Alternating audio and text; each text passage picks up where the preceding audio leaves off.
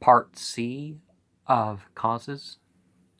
People of fame, as well as the common man, the learned and the uneducated, all alike, have become indifferent or even lost hope of the importance of society, of the improvement of society.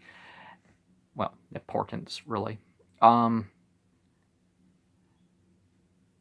They all seem to have accepted the fate that it is difficult, rather impossible these days, for Muslimeen to make any progress to regain their lost glory.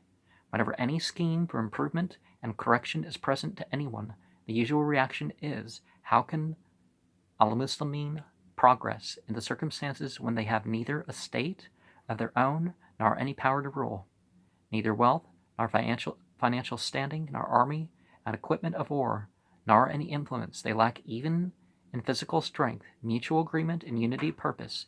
Even the religious people seem to have decided that, it being the 14th century Hijri, and the people have drifted so far away from the Nabi's teaching, and the downfall of Islam and the Muslimin is inevitable. They maintain that in these circumstances it will be useless to make any effort toward the betterment of the Muslimin. It is true that the effects of the light and Nubuwwah become less and less as we are removed farther and farther away from it.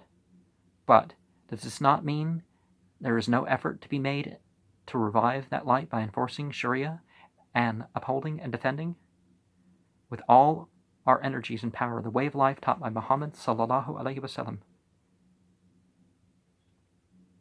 And Pakistan did have hopes. They have two.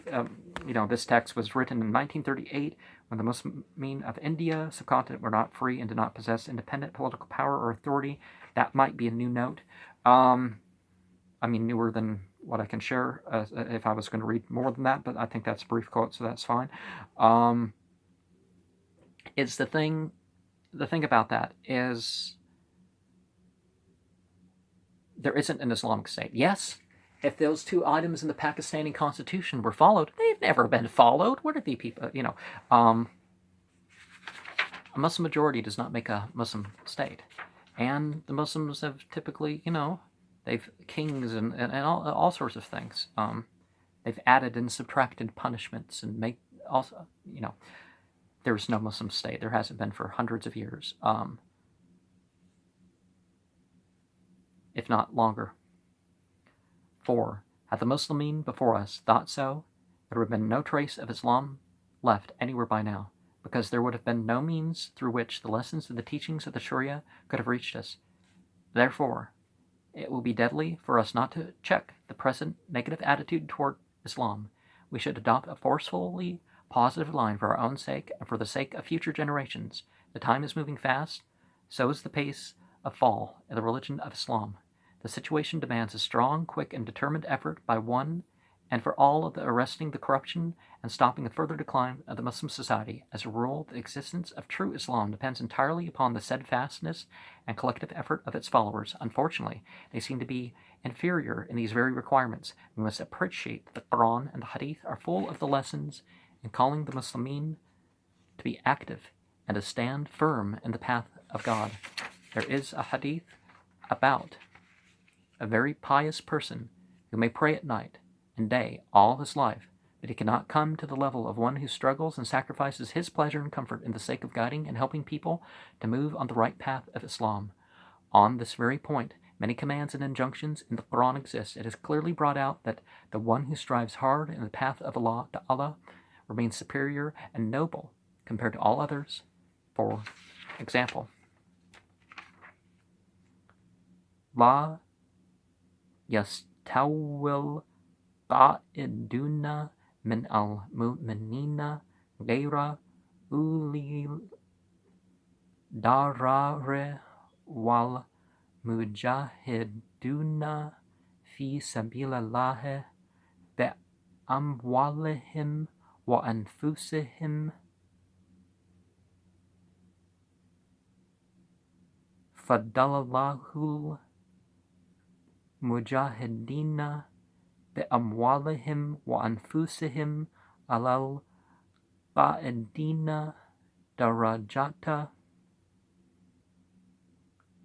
وقولوا وعد الله الحسنى وفضل الله المجاهرين القائلين أجرا عظيما درجات منهم ومغفرة ورحمة وكان الله غفورا رحيما. The believers without a reasonable excuse sit at home cannot be equal to those who perform the striving in the path of God with their lives and their wealth. God has raised the status of those who perform the struggle with their lives and their wealth as compared with those who stay at home. And then the verse is, to the former, I guess we had, and the former, God has promised a blessed abode, and God has exalted those who strive above those who stay at home with glorious rewards and eminent proportions.